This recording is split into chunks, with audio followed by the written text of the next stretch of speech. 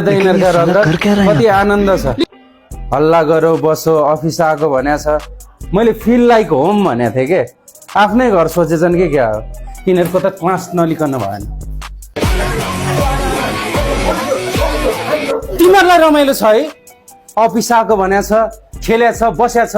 हो हल्ला गरेको छ हेर नि यहाँ फेरि आइल्स पढाउने सरको ताल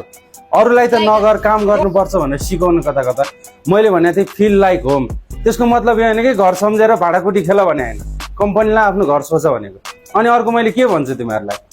रेस्पेक्ट योर सब रेस्पेक्ट योर स्यालेरी मलाई पनि चाहिएन खाली होस् या स्टुडेन्ट नहोस् just make yourself busy बुझ्या हो सबैले आजबाट काम गरेर देख्नु परोस् नमजाले थर्काएर आइदिएँ चित्तै पो दुखायो कि सबैले छोडेर आफ्नै बिचल्ली हुन्छ क्या हो हुन त मेक योर सेल्फ बिजी भनेको थिएँ के गर्दै रहेछन् हेरौँ न Meanwhile, डकुमेन्ट भनेको यस्तो राम्रो हुनुपर्छ अस्ट्रेलिया जान त्यतिकै सजिलो छैन कहिले भात खाँदा फोन गरेछ कहिले टोयलेट बस्दा फोन गरेछ कहिले बाइक चलाउँदा फोन गरेछ आफ्नो बुढीसँगै डिभोर्स हुन लागिसक्यो हुँदा हुँदा आज अफिसमै मुन्टिनु भयो नि त तपाईहरुले सबै बुझ्नुभयो नि हैन स्टुडेन्टहरु अब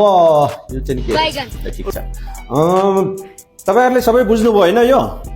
बुझ्नुभयो भने ठीक छ बुझ्नु भएन भने मलाई 1000 चोटी सोध्नुस् म बुझाइदिन्छु 1000 पटकै बुझाइदिन्छु अब स्टुडेन्ट पनि धेरै हुनुहुन्छ त्यसले गर्दा बुझ्न गाह्रै हुन्छ हैन अनुहार खासै राम्रो नभए पनि डकुमेन्ट चाहिँ राम्रै रहेछ अब तपाईको काम भने आइएलसीपीडी गर्ने हो